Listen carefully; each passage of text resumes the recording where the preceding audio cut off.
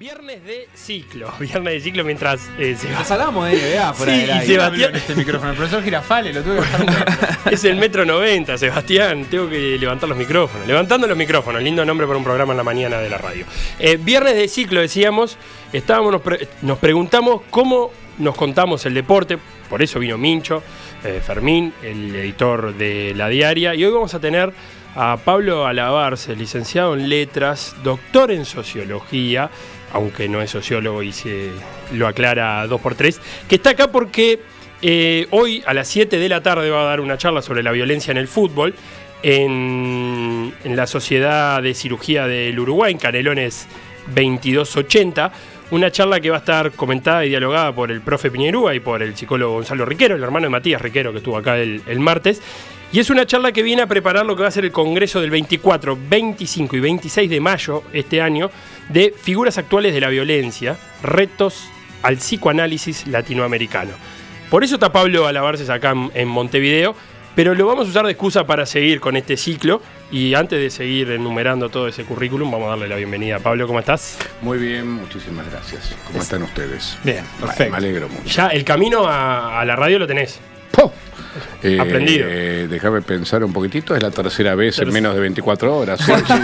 Vino sí, dos veces acá y una vez con los vecinos. Exactamente, sí. Conozco bien el piso. Eso está. Que Felo no nombra. Es como es el tradicional rival. El tradicional rival. No nombra por el nombre. Hoy hablamos los de eso. vecinos, dice Felo. Supuesto. Tradicional rival. Tenés todos los vicios del hincha, Felo. Te Qué atrevido que yo, qué atrevido. Bueno, Pablo, vamos a meternos en el tema y es... en el último libro que sacás vos, que es un encargo que te hacen de historia mínima del fútbol en Latinoamérica, sí. Hay una de las cosas que me llama mucho la atención y es que tuviste que irte de Latinoamérica para encontrar libros latinoamericanos, puntualmente en Austin y en Berlín. Exacto. Entonces me surge la duda de ¿por qué dejamos que otros cuentan la historia de Latinoamérica? Y después es cómo contamos el fútbol en Latinoamérica. A ver, esto tiene dos partes. Ojo, irse de América Latina es para encontrar los propios libros producidos en América Latina. Siempre hay una historia, vamos a contar dos historias. La primera, hay todavía un gran antropólogo brasileño, José Sergio Leite López, también uno de los fundadores en Brasil, uno de los primeros de escribir. Él escribió mucho sobre el tema de la incorporación de los negros en el fútbol brasileño, tiene textos fantásticos y había publicado en Francia, en un famoso número de una revista que dirigía el famoso sociólogo francés Pierre Bourdieu, vivía en Río de Janeiro, esto es apenas 3 horas de Buenos Aires de vuelo, y sin embargo lo tuve que conocer en Londres, ¿no? Presentado por un escocés. Segunda, un colega uruguayo, Gustavo Remedi, al que conocí en Estados Unidos y cuyo libro sobre las murgas recién pude encontrar en Berlín, porque no llegaba a Buenos Aires, es decir, como todos sabemos, 2 horas de barco. La circulación interna en América Latina de los materiales producidos por los propios latinoamericanos es complicadísima, ¿no? Entonces ahí tenés un problema. Entonces, cuando digo que tuve que ir a bibliotecas no latinoamericanas, pero bibliotecas sobre América Latina, era para encontrar material producido en América Latina. Por ejemplo, no existe ninguna biblioteca latinoamericana, no sé si saben que el mejor libro, uno de los pocos además escritos sobre la historia del fútbol en Bolivia, lo escribió un expresidente boliviano, Carlos Mesa, exactamente. Pero ese libro está en Bolivia y en la Universidad de Texas. Claro. No está en ningún otro lado, ¿no? Pero también en ese prólogo del libro vos decías que las historias generalistas que encontraste del fútbol en Latinoamérica eran escritas por canadienses, británicos. Salvo la excepción de Andreas Campomar, que todo depende cómo lo tomemos, porque en realidad es nativo uruguayo. Lo que pasa es nada, se formó en Inglaterra, trabaja en Inglaterra, vive en Inglaterra y encaró la investigación como un estudioso inglés, ¿no? Él sí tenía el financiamiento para pasear por América Latina y armó su red de contactos y de esa manera. Pero sí parecía que esa historia solamente podía ser contada desde afuera. Es ¿no? como la acumulación de dos problemas. Por un lado, Sí. dónde se producen los contenidos, e incluso cuando se producen acá, el segundo problema es dónde se recopilan, o sea, quién archiva eso. Claro, a ver, ahí nuevamente tenés varios problemas. Uno es que ninguno de nosotros, quiero decir, académicos, latinoamericanos, etcétera, tiene el financiamiento suficiente como para hacer un trabajo de este tipo, recorriendo todos los países, quedándose 15 días buscando material. No existe ese financiamiento, nadie te financiaría una cosa así, y mucho menos respecto del fútbol, digamos, ¿no? ¿Y qué problemas surgen a partir de que sean otros O cuando son otros, ¿qué tipo de sesgos encontrás que hacen que el relato de ese fútbol latinoamericano por ahí no sea exactamente el que haríamos nosotros? Mirá, básicamente, es el relato el ojo de la colonia, el ojo del colonizador. El primer caso y el más famoso es el de Tony Mason, un historiador británico, irreprochable como historiador británico, pero cuando decidió meterse con el fútbol latinoamericano, es una pifiada atrás de la otra, porque además no leía español, con lo cual escribió una historia del fútbol latinoamericano con documentos solamente en inglés. Pero además lo redujo a Argentina, Uruguay y Brasil, ¿no? Eso te delata un tipo de mirada que reduce el fútbol latinoamericano a solamente las tres potencias sudamericanas. Claro, a los mundiales, tal vez, a dónde estaban las selecciones más importantes. Exactamente. Entonces, digo, claramente es la mirada del colonizador, digamos, y no lo que la teoría latinoamericana ha discutido como mirada colonial, perspectivas coloniales, etcétera. Eso es inevitable. Entonces, si te la escriben desde afuera, te lo hacen con una mirada colonial. ¿Y cuáles son los aspectos que ellos resaltan y cuáles son los que, a partir de una visión desde acá, logramos poner en el mapa de la historia del fútbol latinoamericano? Un muy querido colega brasileño, Ronaldo Elal, hizo un trabajo, tiene muchos trabajos, pero los últimos dos son fantásticos. Uno consistió en pasarse 2 años en Buenos Aires leyendo lo que los argentinos decían respecto del fútbol brasileño, ¿no? Para no leerlo de manera estereotípica, sino decir, bueno, a ver que hay un gran mito en el fútbol latinoamericano y es el que el mejor equipo de la historia fue el Brasil de 1970, ¿no? Entonces él fue a ver en la Argentina cómo se había construido el mito del Brasil del 70. Su segundo trabajo lo hizo en Francia, y lo que hizo fue contrastar cómo la prensa francesa había cubierto el Brasil de 1938 y cómo había cubierto el Brasil de 1998. Los dos mundiales franceses juega Brasil y juega Brasil protagónicamente. El Brasil del 38, mundial que gana Italia, pero Brasil queda en el camino en semifinales, y es la explosión brasileña, es el primer momento en que sus estrellas negras, Leónidas da Silva especialmente, Domingos da Guía, etcétera, es la aparición del estrellato negro y mulato brasileño, es el mismo momento en que el famoso antropólogo Gilberto Freire inventa la idea de fútbol mulato como el fútbol original de Brasil que combina la capoeira, el samba, etcétera, etcétera. Es un momento muy clave, ¿no?, del Brasil del 38, y luego el 98, con esa final en la que aparece el tema de si Ronaldo debía jugar o no debía jugar. Entonces dice, bueno, vamos a ver cómo cubre la prensa francesa esto. Y ahora llego a la pregunta, lo cubre de la misma manera. Es el fútbol dionisíaco, natural, medio animal, un tanto salvaje de un país poco civilizado y que lo que le falta es disciplina, planificación y cartesianismo. Bueno, esa es la idea. ¿Qué es Latinoamérica para la mirada europea? Ese continente fantástico, salvaje, sensual, primitivo, bastante bárbaro, etcétera, etcétera. Y al revés de eso, ¿qué aportes haría o puede hacer a la cultura futbolística latinoamericana un fútbol mejor contado desde nuestros países? Qué buena pregunta, y es una hipótesis, porque nuestro fútbol no está hecho. No quiero ser provocador. ¿Qué pasó con Galeano? ¿Qué contó Galeano del fútbol latinoamericano? Galeano, con una pluma maravillosa, cosa que está fuera de todo, sin embargo, tendió a congelar también cierto mito que volvía al fútbol latinoamericano un fútbol pura creatividad, puro goce y puro obrerismo, digamos, ¿no? Yo me enojé mucho con Galeano cuando descubro en Fútbol Azul y Sombra que había decidido transformar el origen real del Club Argentino Juniors, fundado como Mártires de Chicago y en relación con el socialismo, en una especie de prueba de que todo el fútbol argentino había tenido un origen obrero. Y esto era falso. Esto es, el Mártires de Chicago era una absoluta excepción.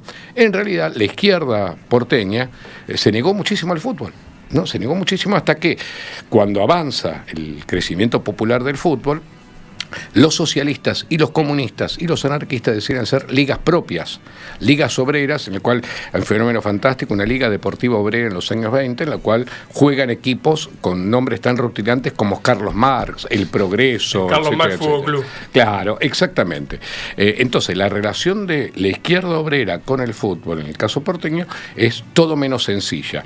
Y Galeano lo soluciona viendo ese Mártires de Chicago, que da origen luego al Argentino Junior, y dice, claro, que está claro, el origen obrero. No.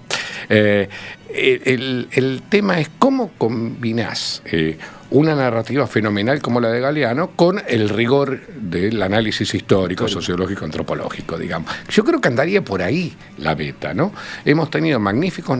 Otro caso es el caso de Fontana Rosa, ¿no? Fontana Rosa es un narrador excepcional, muy mal leído. Porque lo que sus seguidores leen, sus apologetas leen en Fontana Rosa es pura celebración de la cultura futbolística machista, misógina y homofóbica argentina. Y Fontana Rosa en realidad está haciendo una terrible parodia de esa, es decir, se está burlando, está marcando que esa cultura es justamente misógina, machista, homofóbica, etcétera. Y en ese viaje por toda Latinoamérica que primero vos contás que tu primer gran inconveniente es que no había nada latinoamericano y que el fútbol es Sudamérica, CONMEBOL y CONCACAF, todo muy separado. Sí. ¿Qué te encontraste de cómo se cuenta el fútbol en esos diferentes países? Porque debe haber una manera muy diferente de contar el fútbol. Sí, mira, ahí se aparece otra complicación, que es justamente acceder a los materiales narrativos. Hay lugares donde la ficción futbolística es más fuerte. Claramente son Brasil, Argentina, México y Uruguay. A ver, Uruguay tenemos que discutir la nacionalidad de Quiroga, digamos. Claro. Pero bueno, el primer cuento es el famoso Halfback, que era Juan Ponte, Luis Ponte, bueno, que es la ficcionalización. Ponti. Lo leímos. La ficcionalización del caso famoso de este Halfback de Peñarol, si no recuerdo mal, que se mata en. El de Nacional. De Nacional, Abdón Porte. En el Parque Central. En el Parque Central. Abdón Ponte. Abdón Porte. Exactamente. Y entonces, bueno, está bien. Como todos sabemos, Quiroga era un uruguayo que termina escribiendo en la Argentina, pero el caso es un caso uruguayo, pero bueno, ahí Galeano tiene la doble fortuna de haber sido un gran escritor y además muy fundador, porque ustedes saben que existe esa famosa compilación de Galeano, Su Majestad del Fútbol, de 1966, también un libro absolutamente fundacional. En México la figura de Villoro es muy fuerte, aunque es más reciente, y en Brasil especialmente la cosa pasa, lo que yo más conozco es la crónica, no conozco tanto la ficción, ¿no? Aunque hay un gran y muy querido colega, David Good, colega inglés, pero latinoamericanista, y que publicó el año pasado un hermoso Football and Literature in Latin America, donde el tipo se consiguió todo. Y entre otras cosas descubre que hay hasta poesía dedicada al fútbol, desde ya los años 20, ¿no? Entonces, en la explosión de los últimos años, ¿no? Creo que ayer contaba cómo en el año 2000 me alcanzaban los dedos de una mano para historizar, para contar los textos ficcionales dedicados al fútbol, y hoy no me alcanzan ni las manos, los pies y una calculadora, porque hay una explosión de los últimos 20 años, y sin embargo esa explosión opaca lo que en realidad es cierta consistencia narrativa que no pasa por el libro de poesía, no, pasa por la prensa. Esto es interesante, lo discutí con un colega mexicano el año pasado. Decía, bueno, entre el fútbol y la escritura hay una gran distancia. No, paren un poquitito. El peso de la prensa popular en nuestro continente respecto del fútbol es potentísimo, ¿no? El fútbol se vuelve... Piensen que además son épocas anteriores a la radio. Claro. O sea, el primer medio que populariza el fútbol es la prensa escrita. Y actualmente tal vez ya no escrito, pero de todas formas en la construcción del discurso, además, el valor de la prensa es fundamental. Sí, la televisión recién aparece muy entrado los 60 como dato fuertemente popular de narrar el fútbol. Es primero el periodismo escrito, luego la radio, aparece el cine. Lo que pasa es que el cine ha sido parco respecto del fútbol en todo el continente. Sí. Muy parco. Y te diría que en el escaso. mundo no hay grandes. Sí. No hay han grandes fracasado películas. rotundamente a la hora de hacer películas de fútbol. No hay grandes películas, no, para nada, estoy totalmente de acuerdo. Ahora bien, el peso de la primera prensa popular es muy fuerte. Hay un dato muy lindo, el diario Crítica, el primer diario popular argentino de 1913, rápidamente decide que el fútbol tiene que ser un objeto porque le permite ganar público, y entonces le encargan a un excelso poeta tucumano, Pablo Rojas Paz, la página de deportes, que adopta como seudónimo El Negro de la Tribuna, ¿no? Entonces, El Negro de la Tribuna en realidad era, repito, un excelso poeta tucumano, digamos. Ahora, esos materiales en general casi no se conocen, ¿no? Tenemos esa cosa medio urgente de que, bueno, la literatura la inventó Galeano. No, paren un poquitito. Había algunos También sucedió algo así con la Crónica Roja y grandes cronistas que se desarrollaron ahí. Exactamente, desde los años... Bueno, el texto de Quiroga es incluso anterior, es del 11 o el 13, sí. Una cosa por el estilo, ¿no? Pablo, tenemos más allá de la caricatura, tenemos de todas maneras algunas particularidades. Esa sería la primera parte de la pregunta. ¿El fútbol latinoamericano o el fútbol rioplatense tiene algunas particularidades que surgen rápidamente en la historia respecto al fútbol europeo? Me imagino que sí, pero dentro de esa caricaturización que puede tener Galeano, ¿hay algunas de ellas que tienen, a nivel histórico o a nivel de lo que vos has estudiado, una raíz real? Sí, a ver. El libro empieza diciendo: no hay tal cosa como fútbol latinoamericano, lo tenemos que construir como objeto, digamos, ¿no? Sin embargo, hay una serie de continuidades, la primera de las cuales es el hecho de que se trata de una práctica trasplantada y adaptada. Claramente no lo inventamos nosotros.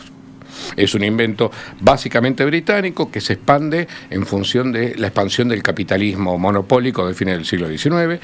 La ventaja de Argentina y Uruguay es que justamente sus economías están más claramente organizadas en torno del capitalismo británico, y eso permite, más ambos puertos, eso permite el desarrollo explosivo del fútbol en Buenos Aires y Montevideo mucho antes que el resto de América Latina. Entonces, eso es una característica común, que su efecto inmediato es el hecho de que no hay fútbol si no hay puertos. Por eso Bolivia llega más tarde, ¿no es cierto? Entonces, el puerto es decisivo porque el fútbol llega como práctica que viene de afuera. Sí, por eso en Perú entra por el Callao. Exactamente. Y en Chile la invención es de Valparaíso, no de Santiago. El puerto es decisivo porque esto es una práctica trasplantada que viene con el capital británico. Con el capital británico o con los migrantes europeos, digo, por eso siempre está atado a la migración, al expatriamiento europeo, a los europeos que a su vez lo habían adaptado también como práctica segunda, digamos, ¿no? Claro. Padecen franceses, belgas, los españoles son decisivos en Cuba y en México, por ejemplo. Entonces, eso es común. Después está el hecho de que justamente porque viene de afuera y se adapta, aparece la necesidad de la diferenciación. Y eso es clave básicamente en Buenos Aires y en Montevideo. Hay que diferenciarse de los ingleses. Y ahí aparecen las primeras narrativas exitosas del estilo, que son justamente la argentina y la uruguaya, ¿no? La nuestra, en el caso porteño, la garra charrúa, en el caso uruguayo. Son narrativas en las cuales el fútbol latinoamericano dice: no somos europeos. Pero ojo, cuando dicen no somos ingleses, somos mejores que los ingleses, no dicen somos latinoamericanos. Dicen somos rioplatenses, somos uruguayos, somos argentinos, ¿no? Nunca aparece como una identidad continental, nunca. ¿Qué tiene, más o menos tenemos presentes cuáles son los contenidos de la garra charrúa? Hace un rato teníamos un debate que, si después nos dan un minuto, lo capaz que lo podemos retomar, sobre esto del folclore, del fútbol y todo eso. ¿Cómo hacemos y cómo podemos transitar la narración de la historia del fútbol para poder resaltar las historias más heroicas y también quizás algunas prácticas populares que nos parecen rescatables, que nos parecen que pueda tener un diferencial, sin con eso alimentar una cultura del aguante o una cultura de que tal era mejor porque jugó después de un infarto, sí, o porque se quebró la pierna? ¿Cómo hacemos para transitar esa delgada línea, los que queremos contar, sin alimentar lo otro? ¿Se puede? Sí se puede, pero guarda, estamos hablando de deporte, no estamos hablando de danza. Igual, cuando vos hablas de danza también, esa cosa del que bailó con el tobillo quebrado. Claro, porque la danza tiene prácticamente los mismos valores físicos que el sí, fútbol. En realidad, a ver, en toda situación en la cual es el cuerpo el significante, digamos, la idea de el esfuerzo, la superación, el batir al obstáculo, etcétera, etcétera, es decisivo. Eso en el deporte, o sea, casi no hay narrativa épica del deporte en la que no haya algún tipo de superación física o superación moral. Por ejemplo, en el caso del deporte, la miseria. Vos tenés que salir de la miseria para así llegar por tu propio esfuerzo, etcétera, etcétera. Pero te agrego eso. ¿Por qué nos terminamos quedando solamente con eso? ¿Qué ha pasado? Muchos dicen, acá pasa mucho. Mirá que las selecciones uruguayas entre el 20 y el 50 metían, pero eran las que mejor jugaban al fútbol, además. ¿Cómo quedó oculto detrás del relato viril el relato deportivo? Digamos, en la danza casi nadie priorizaría lo físico. Capaz que Julio Boca se operó 48 veces de los tobillos, pero a nadie se le ocurriría resaltar eso sobre lo otro. Es buena pregunta. Yo creo que para mí un obstáculo enorme a la hora de investigarlo es ¿cómo lo veo? A ver, sabemos que hay un momento en el cual hay cierto tipo de modificación en el modo de jugar que Borocotó, otro uruguayo inventor del periodismo argentino, diría que se produce por el mate, el asado y el aire de la pampa. Como todos imaginamos, esto es decididamente falso, ¿no es cierto? Ahora bien, se produce una modificación. Creemos que se produce una modificación porque nos la han narrado, pero no la hemos visto y no la podemos ver y jamás la podremos ver, porque no hay registro. No hay registro, no sabemos cómo se jugó. A mí me encantaría, díganme si no pagarían por ver Uruguay 4, Argentina 2 en 1930. Sí, o la final del 50, cualquiera de las dos. O la final del 50 también, primero para derribar mitos también, sí, ¿no? Exacto, sí. Yo quisiera ver ese partido. Yo quisiera ver ese partido. Digo, es un partido clave en la construcción de ambos relatos del estilo, ¿no es cierto? De todas formas, son dos partidos de fútbol sudamericano. Sí. Creo que estaría bueno también ver al Uruguay del 24 y 28 jugando en Europa. Y cuando Uruguay fue para allá a jugar en Europa... Posiblemente sea más lindo ver el de Argentina-Uruguay del 28, ¿no es cierto? Claro. Sí. Pero también la construcción de ese relato, que está hecha por europeos... Sí. Es la que permeó en estas tierras. Esta fantástica es historia según la cual Uruguay escondía los entrenamientos como para hacer de cuenta los despistaba, que los despistaba. Jugaban mal por gusto porque sabían que había alguien mirando. Pero yo creo que son relatos, no lo hemos visto nunca. Yo creo que a la larga, y con el curso de la historia, cómo se empezó a desarrollar el fútbol europeo hoy en día más que el sudamericano en cuanto a aspectos económicos, es muy difícil que si los relatos de aquella época que permeaban eran los europeos, no fuera como algo sorpresivo y un caso aislado que Uruguay saliera campeón mundial. Pero pongamos el acento ahí. El tema eran relatos europeos que eran decisivos para la construcción de nuestro propio relato. Esto es, el salir a competir es el momento, además, 24, 28, 30, es el momento en el cual, luego de la invención de 1896, los Juegos Olímpicos y más tarde, a partir del 30, la Copa del Mundo, se transforman en el escenario en el cual los recién llegados, esto es, los países periféricos, exhiben en los Juegos Olímpicos, contrastan en los Juegos Olímpicos. Bueno, estos somos, a ver, ¿qué dicen sobre nosotros? Nuestros países se organizan sobre la base de la mirada colonial. Nos funda la práctica colonial y luego la mirada colonial es la que nos organiza. Esto es, crecemos mirando para afuera diciendo, a ver qué dicen de nosotros. ¿No lo hacemos todavía hoy? Sí. Hay un lío en el Boca River y es, mirá lo que van a decir de nosotros allá, loco. Pero esa mirada es la que termina moldeando, en definitiva, el discurso incluso actual. Es un complejo de inferioridad. Claramente, un complejo de inferioridad. En aquellos años éramos campeones.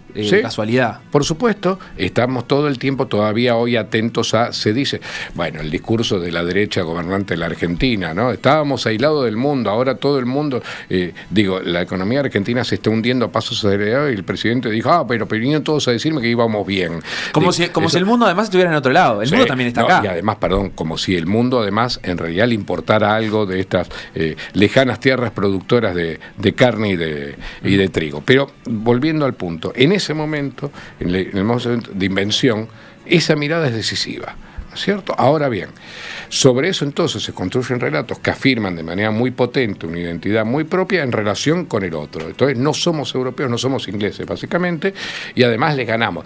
Ahí los ingleses la hacen bien, ¿no? Porque todos sabemos que con un colega, mi director de tesis de doctorado, un inglés, escribimos hace muchos años un artículo en el que decíamos que Argentina e Inglaterra se parecían mucho más de lo que estaban dispuestos a tolerar, entre otras cosas porque eran países insulares en su continente que afirmaban que su fútbol era el mejor del mundo y para eso lo que hacían era no competir. Claro, ¿no? Inglaterra lo hizo durante mucho tiempo. Inglaterra no compite internacionalmente hasta 1950.